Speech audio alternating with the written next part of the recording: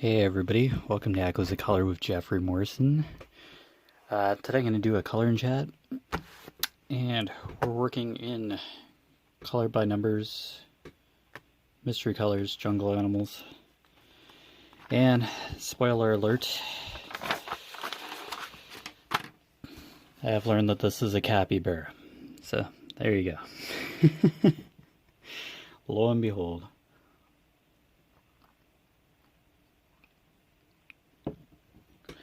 Put a couple of colors in, and yeah, capybara. Alright. I gotta figure out which brown we're working with. The first. I believe it was the lightest one.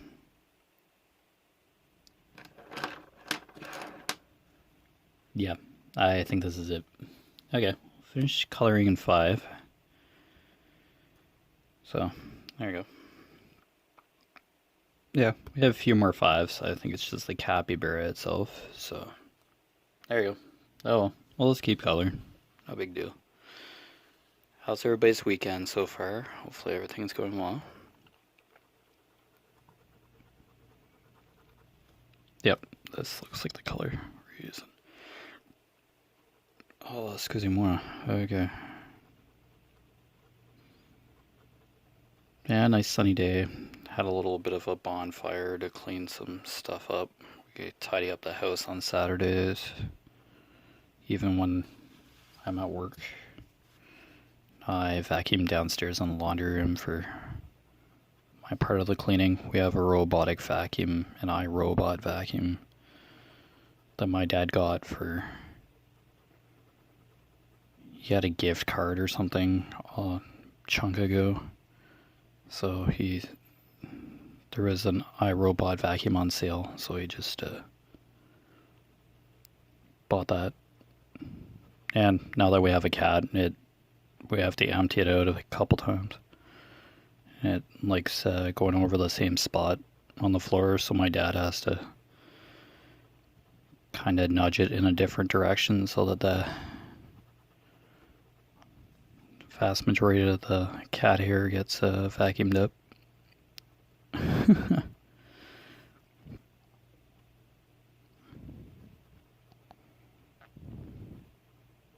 But yeah, just general tidy up, a little bit of dusting, vacuuming, of course.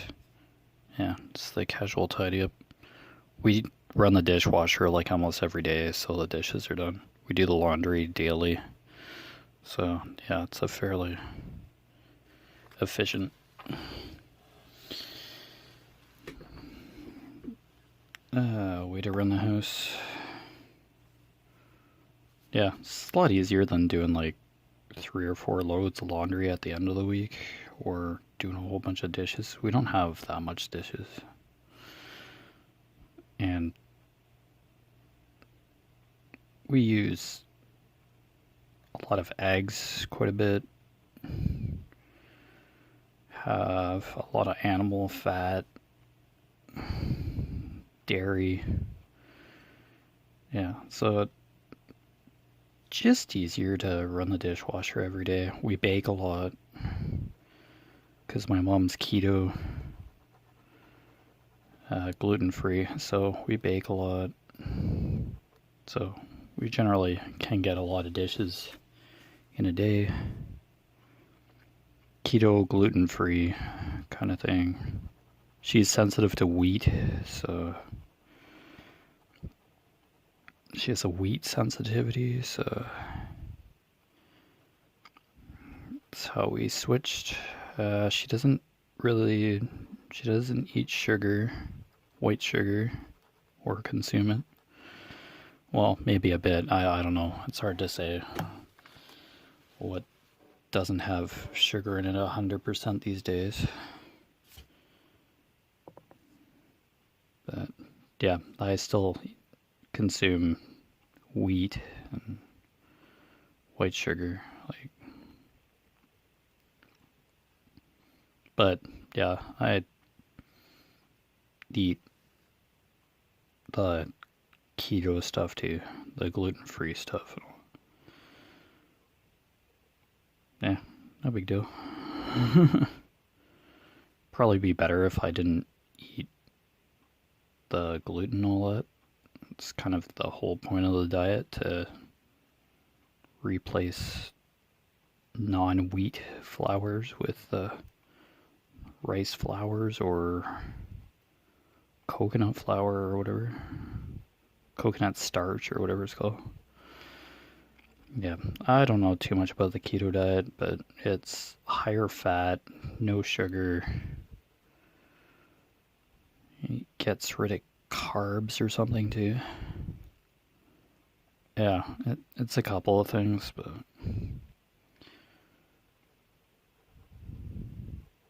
I don't know. Gluten causes inflammation supposedly in the body.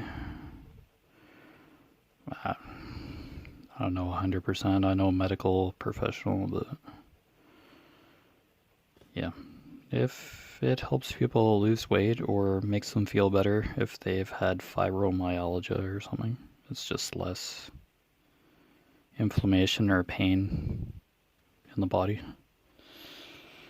But yeah, I can't say 100% sure exactly what the diet entails.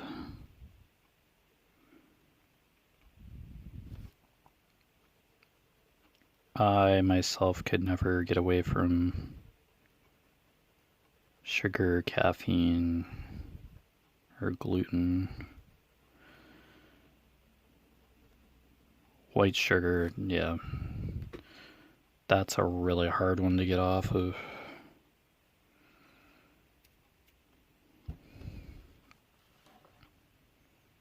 And dear knows what really has sugar in it, for sure. Well, fruit has naturally occurring sugar, but not refined sugar. So,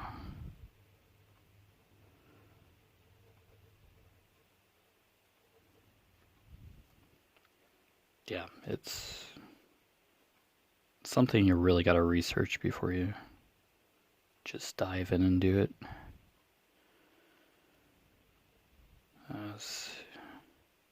If it's a diet or a change of habits, your body's going to react accordingly, or still long for or expect what you're taking away, what you're taking out of your diet.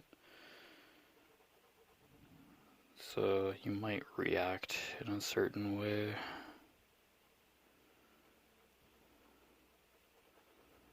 And with any habit, you replace it with something else. Either something more positive or beneficial. And that probably takes like 21 days or something to change a habit. And it could be different for other people as well, but yeah. But I'm no dietitian.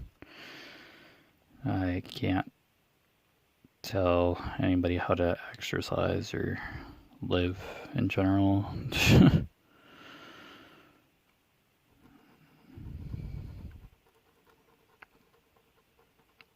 Yeah, I have times where I just eat junk food after just being good for a while. There are times where you just want to meh. Screw it.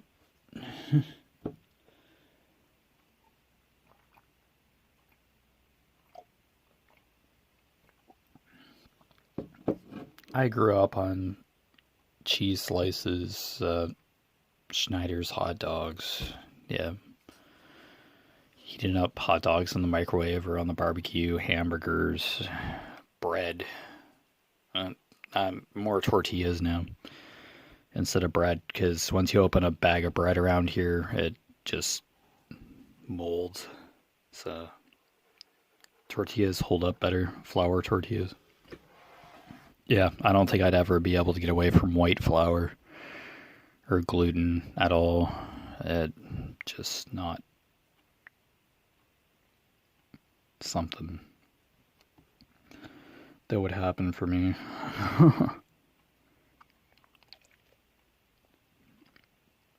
I have felt better not eating gluten for a good amount of time, but that craving just doesn't go away.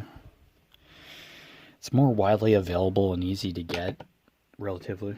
Yeah, I don't break that tip. Oh, excusez-moi. Okay, that might be all the fives. If I do miss a five, I can always get the marker. Okay. Yeah, and on each of the pages in these books, there's a color legend, which is different for every animal that you do color in the book, and the sections are numbered. Yeah, and there's some patches of the same number, but it kind of has that stained glass effect in here to color in. Okay, 6. I think we'll go. Oh yeah, I think I chose 6 for this. It's a slightly darker brown. Lucky to have like 3 different shades of brown. This, okay, I think it's just basically the capybara. Oh, there's some background here. Some background up here, so. I'll just start down here at the bottom as I always do. Okay, yeah, I'll start coloring. Ooh, I probably should have used this as 5. Seems lighter. Oh well, too late now. Oh well. If you don't find a perfect color in these coloring books, that's okay. Just use what you have available. Yeah, these are fine tip markers, 45 millimeter. Yeah, I have a couple sets of these. Just got them from some mail-in thing. Yeah. I do a lot of word search, so I like using fine tip markers, and I use the same color until it dries out. And I just go through the colors accordingly. I usually buy Sharpies, like Sharpie pens, like fine tip markers. And yeah, on occasion I do end up using pen when I don't have a marker around. But most of the time I just get a set of colored markers and just do word search books up the wazoo. Yeah, I have hundreds of them.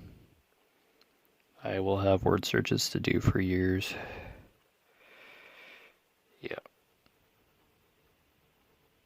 If I'm really working on a word search book, I'd probably go through like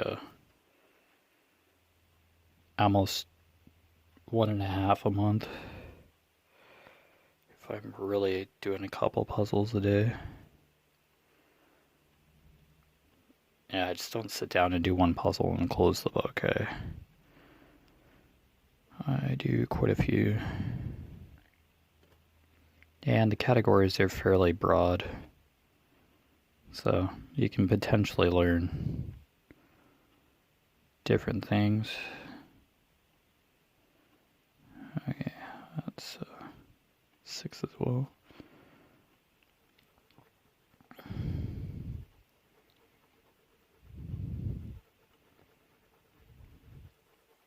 Yeah, I did get sucked into Sudoku for a while there.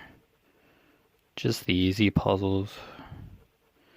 I do those in pencil and have an eraser on handy and a pencil sharpener. Yeah, I kind of have an OCD tendency to be neat in my puzzle books and to always have a sharpened pencil and nice, neat writing markers to draw straight lines. because I stroke out the words in the diagrams in my puzzle books.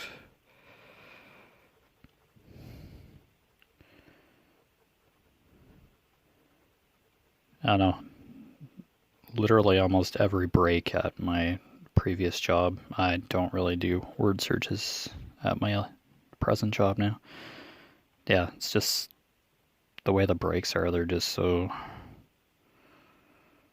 They go so quick, but other job, yeah, I do like 2 or 3 puzzles, then have to go back to work. And throughout the day, I'd probably have done like 4 to 6 puzzles at work.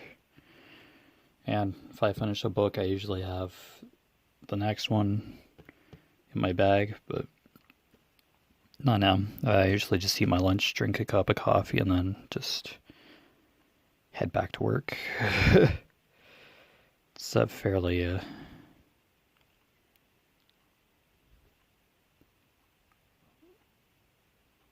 kind of efficient place to be. Like,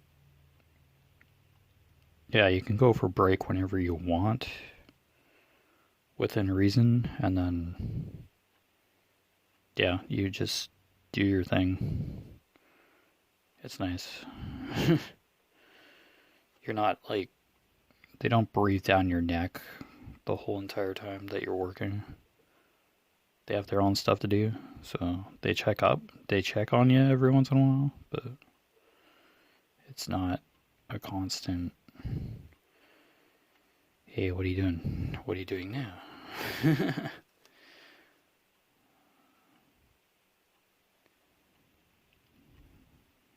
That's 6 as well. Yep, okay. Yeah, it's just the way that was. Might have a bit of bleeding from the 5 marker there. Yeah, when I was tracing the outlines of the 5, I'd probably mentioned that there was a marker bleed, edge bleed. These probably aren't like the best markers to color with, but they stand up pretty good. I'm not pressing very hard. Really don't have to. It's pretty good coverage. Yeah, it's not terrible by any means.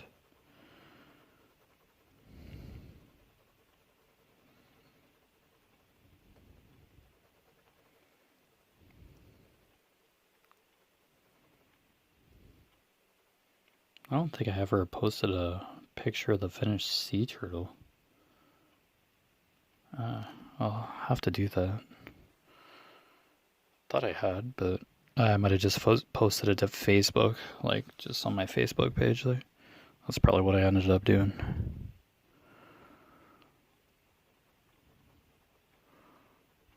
Oh.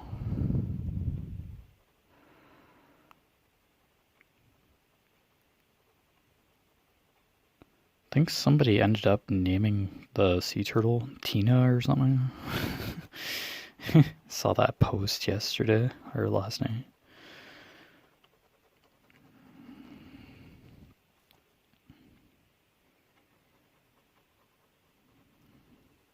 Oh, I did the sea turtle with pencil crayons and had a couple leads that just broke right off the pencil crayon. And I almost spent like one of the videos coloring the sea turtle and sharpening a yellow pencil crayon, a golden yellow pencil crayon. It's just, yeah.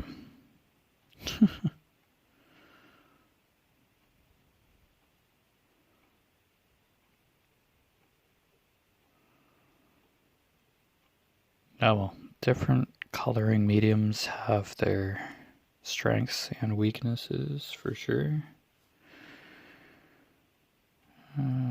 Not picking on Crayola or anything, but yeah, they are older pencil crayons too, but yeah, just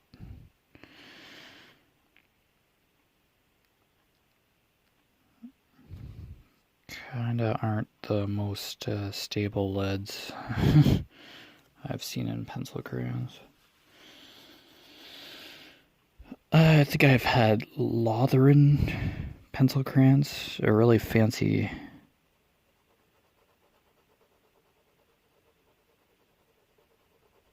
Or were those like water pastels, maybe?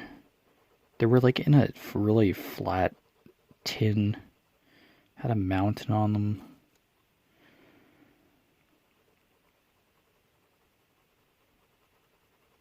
Yeah, it was kind of like an art set of pencil crayons or something, and those were really. I think they were pencil crayons.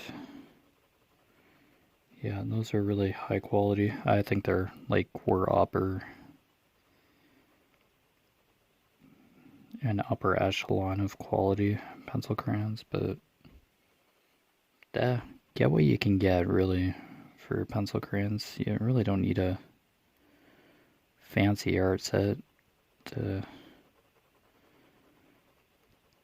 start coloring at least. I know there are probably specific pencil crayons that are good for blending colors together to like make skin tones and all that. I know that's fully plausible. Yeah, I wouldn't doubt that for a second. Yeah, I've seen a couple coloring chats or coloring videos here on YouTube with where artists are really good at skin tones, really good with shading. Oh, excuse me. And the pictures look really good. I think the pictures might be slightly grayscaled, like hint of gray to kind of tell you where the shadowing is, or to help you kind of create dimension with your picture, or define skin tone or something, or to be able to shade properly, or help you shade the skin if it's a person or a fairy or something. I've only seen a couple grayscale coloring books. Yeah, those are more advanced coloring books. I know, it seems like there's different skill levels for coloring, but okay, yeah, that's fine. I'd say I just color as a novelty, as entertainment.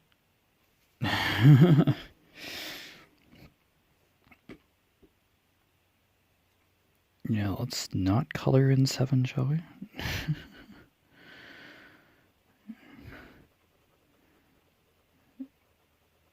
Yeah, I just color in to color in. If I were to be able to learn some skills of how to shade or create dimension, like kind of give it like a 3D kind of feel, I'd probably be up for it, but yeah, I'm no art student per se. But yeah, I'm sure you could even learn how to do it on YouTube. Yeah. You can, content creator could probably tell you how to shade in a human face and create shadowing and all that. Make it look like any female or such characters. Well, even male characters. Give extra color, texture, or something that looks like texture or shading to their faces.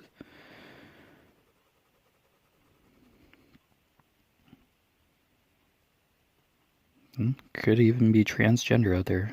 Yeah, It's possible. Could even some fantasy creatures not really have a defined gender either? It's possible too. I don't know 100%, but yeah. Male, female, transgender, queer, gay, lesbian, it doesn't matter. It's a human being depicted in art or any other media. They have skin and they're human like the rest of us.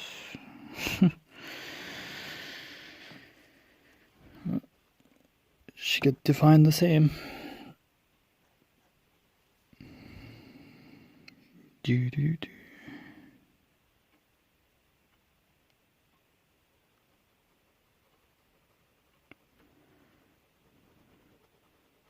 And here I am just coloring in an animal, but it's amazing how well individuals can color. It's amazing what color can do. Even just like a slight outline or a shade of something, you can give so much dimension. Make it look like the material's jumping off the page or it's almost real. There's some amazing digital artists out there too. I feel like on Pinterest or etc. The amount of digital art, like fantasy art or landscapes or science fiction, yeah. Those are the categories that are just incredible.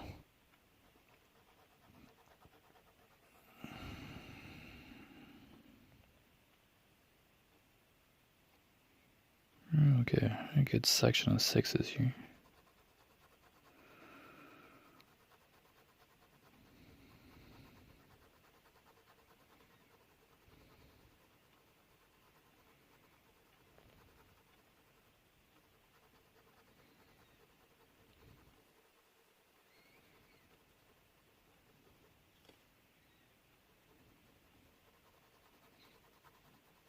Yeah, this really should have been 5, and then I should have been coloring 6 with this other brown I was with before, but that's okay.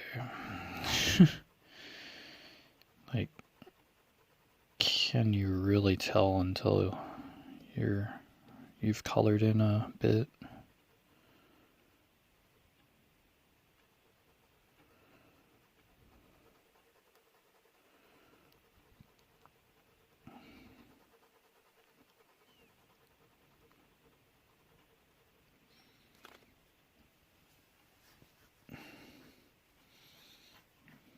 There's still another shade of brown, like 7's another, like the darkest shade. Brown. It's gonna turn out alright. It's just this capybara's fur has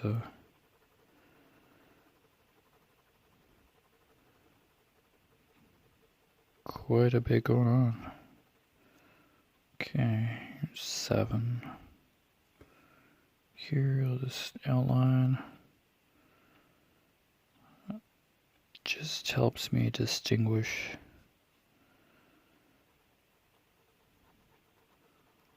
where a certain line begins and ends.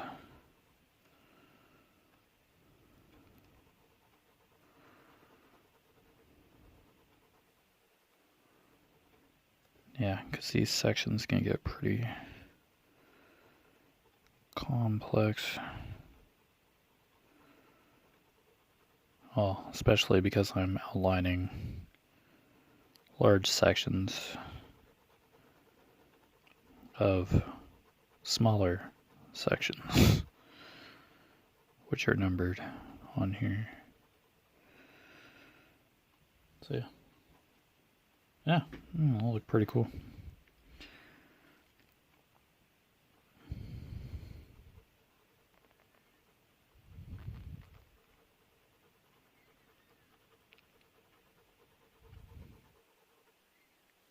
Yeah, that'd be great to see the day when retail stores can like start selling books and stuff again. So it's really weird to go into a store up here in Ontario to see a bookshelf blocked off and say you can't buy it. But you can buy like marijuana or something. That's not illegal anymore. But you can't buy a book. I can't golf. I'm not a golfer, but for the sheer amount of people that do golf in this area, there's a lot of upset people. I don't blame them. Yeah, some people were kind of stretching the privilege of being able to golf a bit. People were carpooling and stuff. Coming from different counties and stuff to golf. So they kind of ruined it. Some people ruined it for everybody else. Because there's going to be a community spread. COVID-19. People at the same time are wanting this to go away, and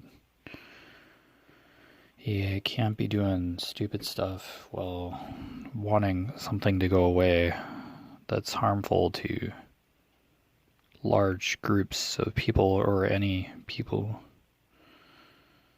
And you can't have one and the other, unfortunately. That people are having a hard time with that, understanding that.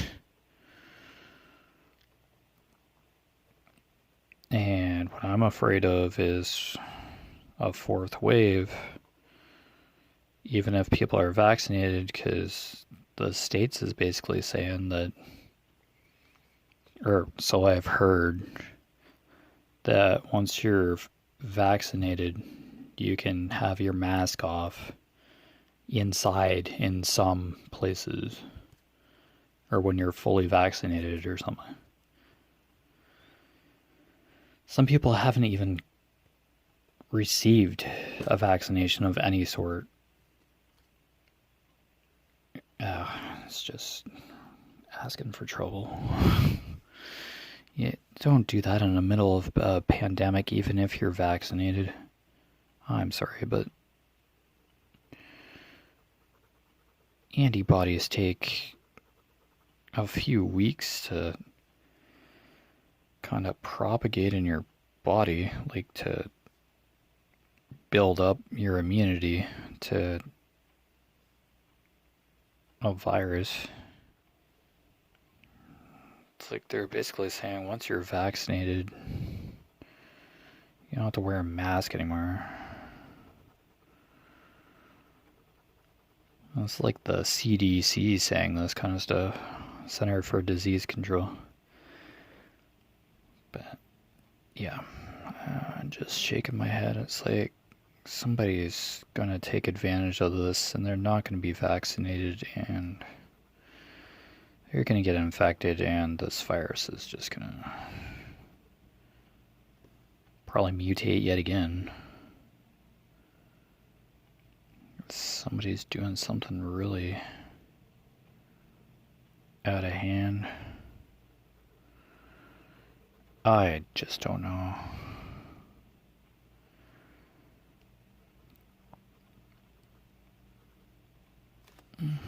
And yeah, it's okay if you don't believe in vaccinations or don't think they work or something, but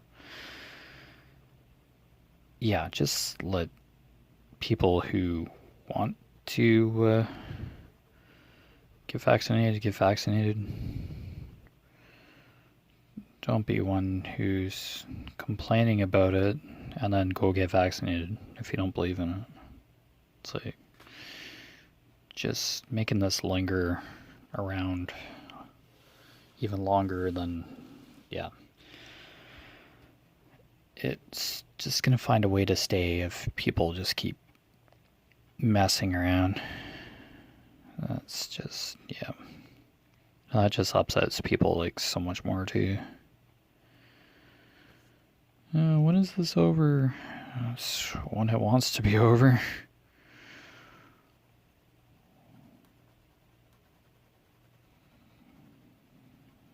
When we just learn to take care of each other and not do a whole bunch of risky things.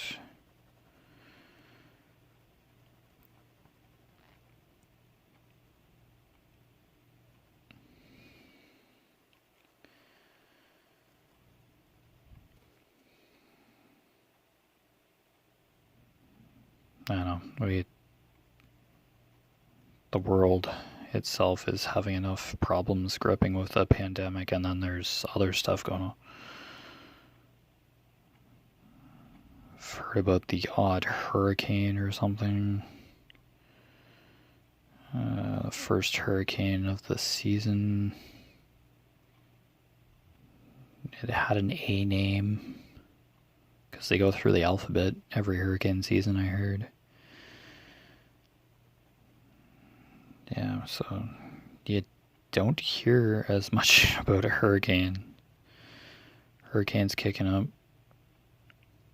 You basically hear about COVID-19 and case numbers and ICU admissions, and it's like, okay, I understand that there's a pandemic. Yes, we're aware, but then there are other stuff going on in the world right now. I guess it's just not as prevalent as a global pandemic, where you can only get like so much news a day.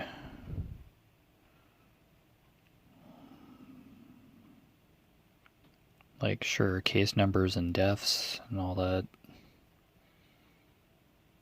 Yeah, the numbers can change daily, of course. Oh yeah, there's like a gas shortage in the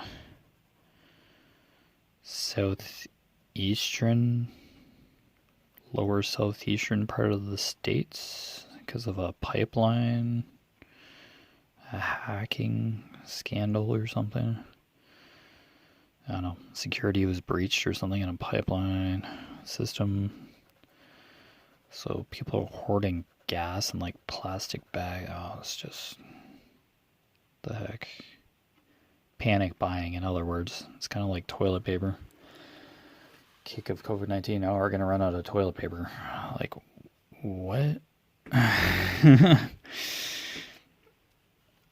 don't know. You just create panic through the craziest of ways.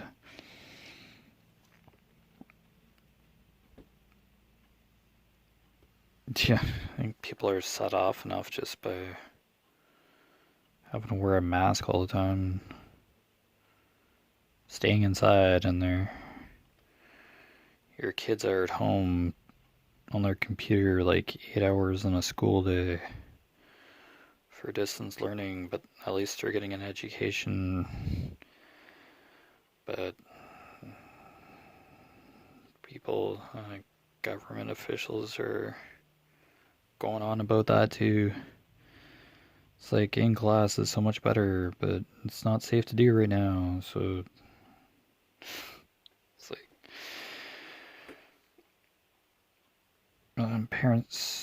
parent can't go to work because they can't get childcare. Yeah, it's just everyday dynamic, changing.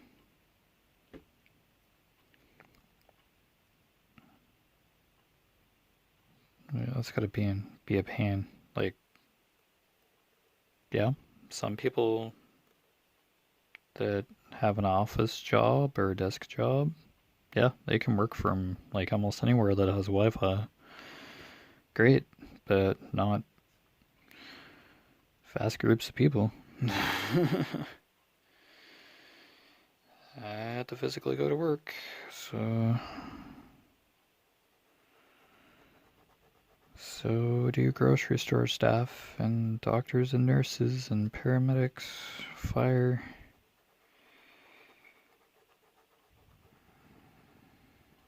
police.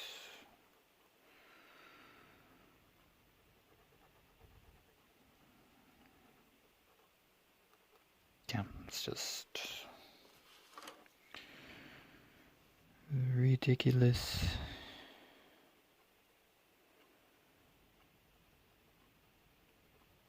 No, we just have to stay the course.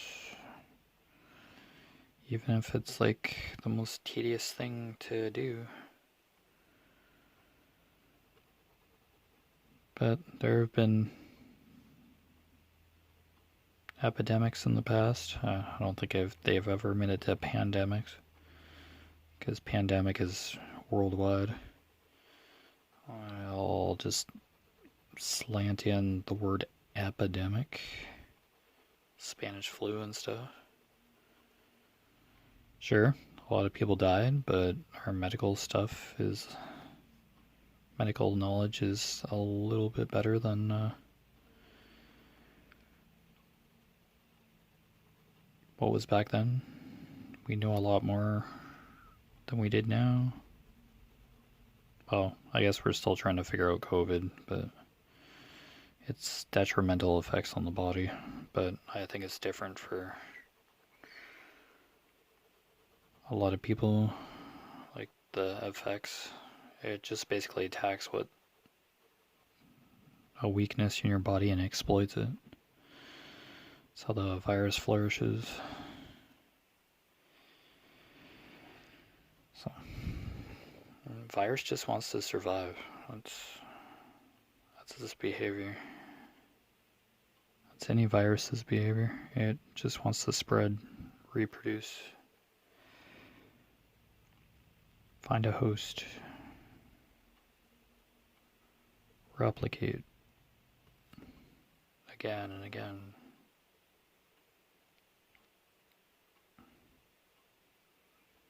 Kinda like a fire. Fuel, oxygen, and time, I guess. There's like some sort of fire triangle.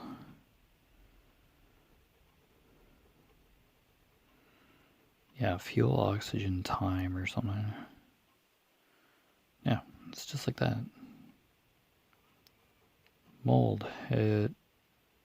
Darkness, moisture, time. That's how mold grows.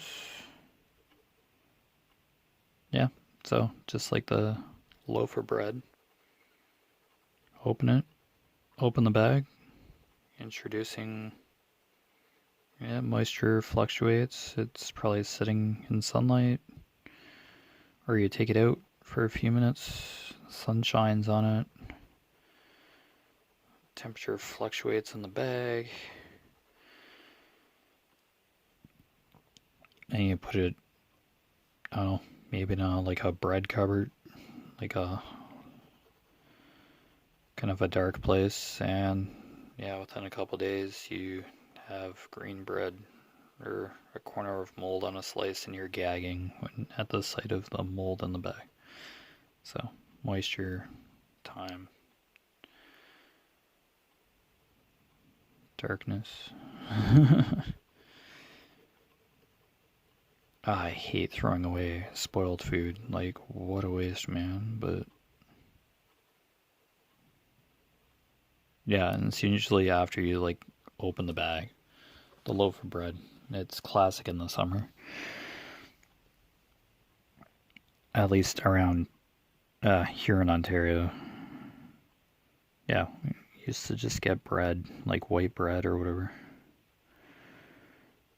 I'd have sandwiches quite a bit. Like for lunch, I just make the kind of sandwich I make for wraps that I do now.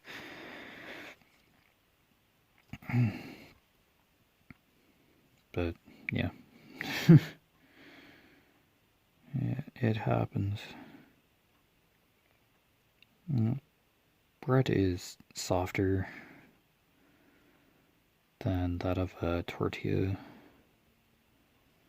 Flatbread. Yeah, flatbread, tortilla, same thing. I guess. Well, tortillas can be made from corn flour too, I guess, but I consume white flour tortillas, flatbreads. I call them tortilla. Yeah, but yeah, they're not as porous, not as soft. They're basically dough balls flattened out, like basically bread pancakes. Basically pancakes of bread dough. Like, really.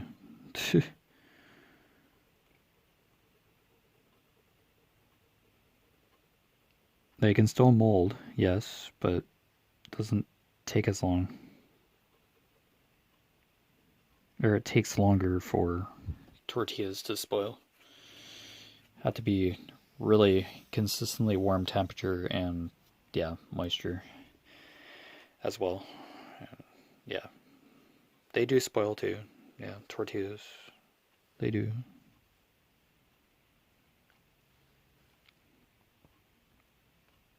But just not as quick as bread. Bread is more spongy, thicker.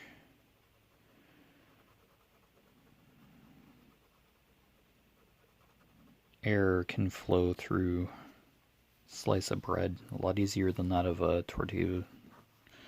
But yeah, that's biology for you. Mold and fungi, bacteria growth. Yeah, they gotta live too. That's decomposition. That's basically what the mold's doing. It's decomposition. It's in a prime environment for bacterial growth, so yeah, it's just if we didn't have decomposition, or yeah, I don't know what cemeteries would look like. I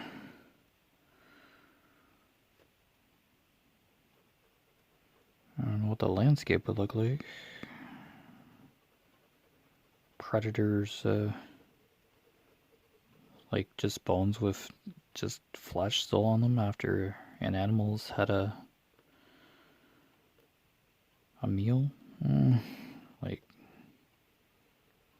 if flesh didn't like decompose over time, man, we'd have a really messed up landscape.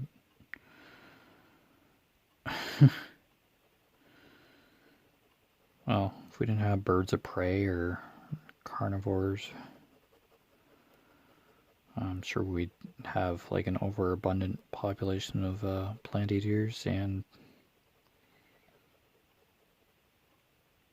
yeah, it's all about balance, really. That's why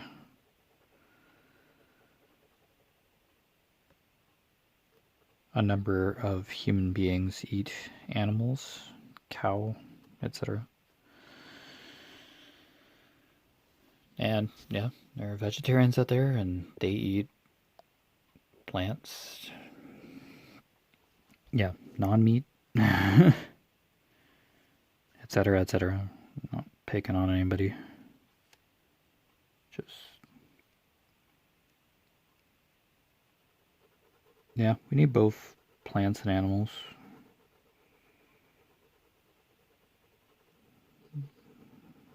Human race has affected both systems of life systems. Yeah. Humans consume meat, plants, omnivores.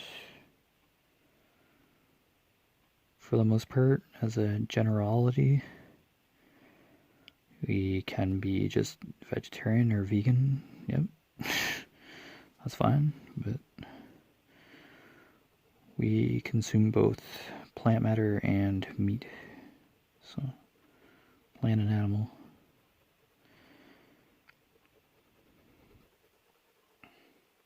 And our body derives nutrients from both, so It's what we need to survive, or for our bodies to function.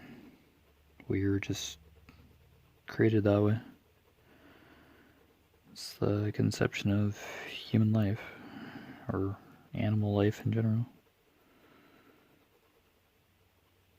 Need nutrients and nourishment to survive, so. Kind of turned into a little bit of a biology, sciencey kind of direction.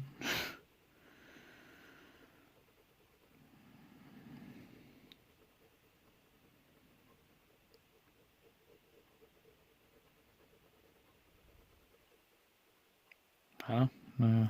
Human race has had to survive some pretty scary stuff. And we're still enduring today, somehow. Like it or not. Whether it's easy or not.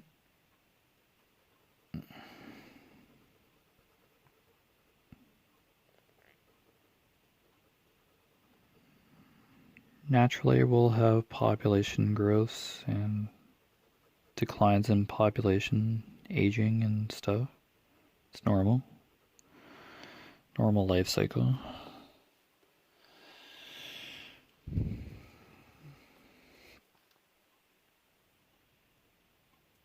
Now it seems like every century there's like a cyclical kind of broad spanning tragedy or catastrophe or outbreak or whatever. A disease. Oh, excuse me. Yeah, it's just regulates, balances stuff out. Now, is it based on what we're doing to the planet? Is it human behavior, or is it a mix of human behavior and natural behavior? Yes and no.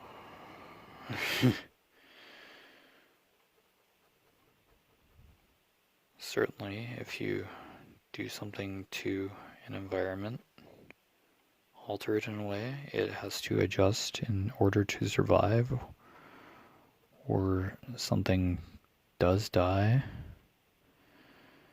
off, or goes away for a while, doesn't exist anymore, extinction, in order for something else to grow in its place or thrive a lot better.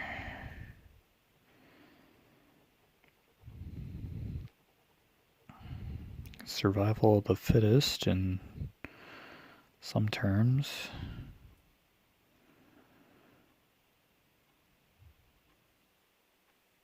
Natural selection. Probably not everybody believes in that. But, yeah. Just kind of what comes to mind.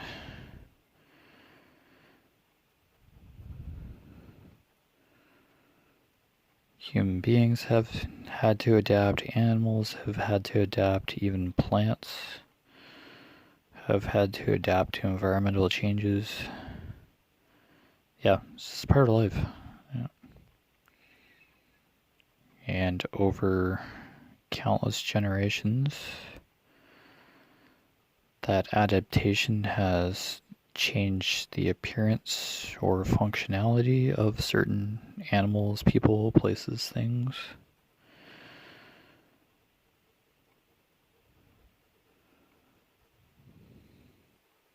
Because if a warm environment suddenly becomes cold, or temperatures have dropped, some facets of life that once were familiar, regular, or routine could suddenly fade away. And magically, you have a slightly different landscape or animal behavior. totally different environment entirely, based on the effects introduced or active in said environment. Oh, that stuff's kind of interesting, but yet I do not know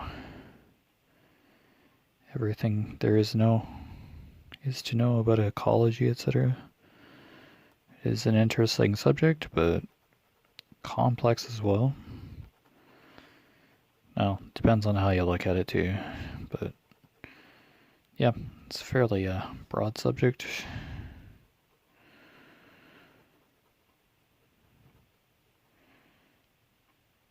It still irks me is that NASA's sending satellites to uninhabitable planets when spending billions of dollars to look for past traces of water or resources when we're having enough problems here on Earth with everything that we need to survive. And we're sending space junk into far reaches of the galaxy to hopefully get like a kilogram or two of rock back from a space probe to another 2.5 years to get some information about basic materials for creation of life or proof of past life on other planets. Or the creation of the universe or something. It's like, I'm all for research and discovery, but really, another planet that no one's probably going to set foot on. And this generation of human life, anyway. I know in science fiction that there are some planets that are just colonized, or there's huge colony ships flying throughout the galaxy, harboring thousands, if not countless generations of the human race throughout space, but that's not right now. That's science fiction. It's highly possible, yes. Oh, sorry, I had to yawn there and stretch out a bit, but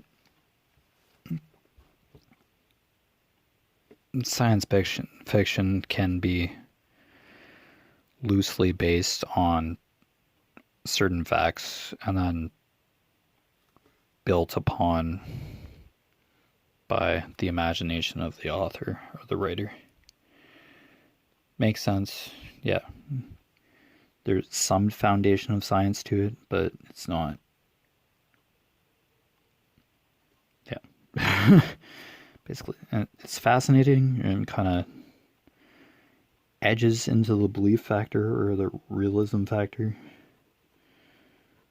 But yeah, there's probably a lot of creative license when it comes to science fiction. But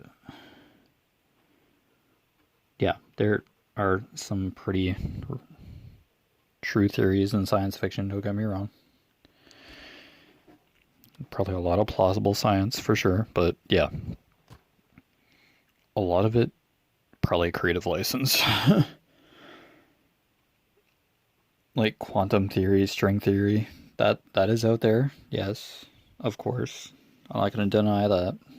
I've heard of it. It's interesting. The butterfly effect, etc. That's probably way different than quantum theory and all that. But yeah.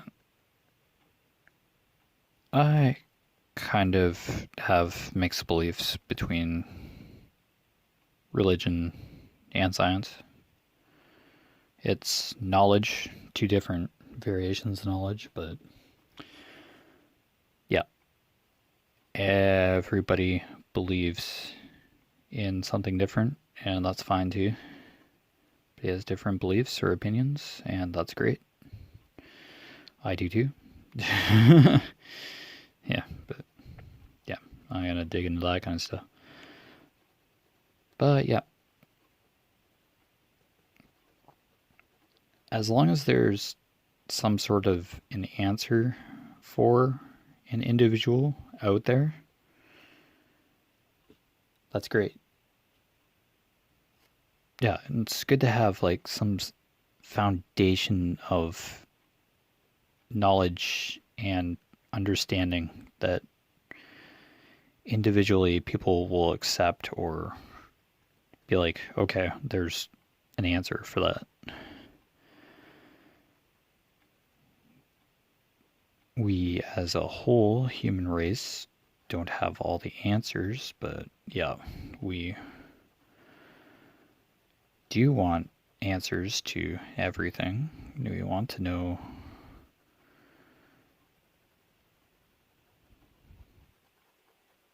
who we are, why we are, etc.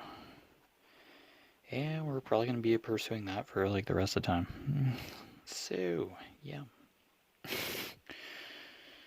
Anyway, you've been watching Echoes of Color with Jeffery Morrison. Uh, I'll put my Facebook profile down below in the description. My Echoes of Color Facebook business page. It's just a companion page to the YouTube channel Echoes of Color here. And my Instagram. And I just basically post updates on all three mediums there. Social medias, I guess. Yeah, it's basically pretty down to earth. I think we finished number 6 here. At least. So, Dan, yeah, it's a capybara. Once I took a picture of it, like from the last color and chat, people basically said it was a capybara. So, okay. Fair enough. Yeah, even out of nowhere, I said capybara. Eventually, after looking at it, I don't know how. I still remember capybara out of nowhere, but anyway. Yeah, take care. Have a good day. And I'll see you next time. See you around. Bye.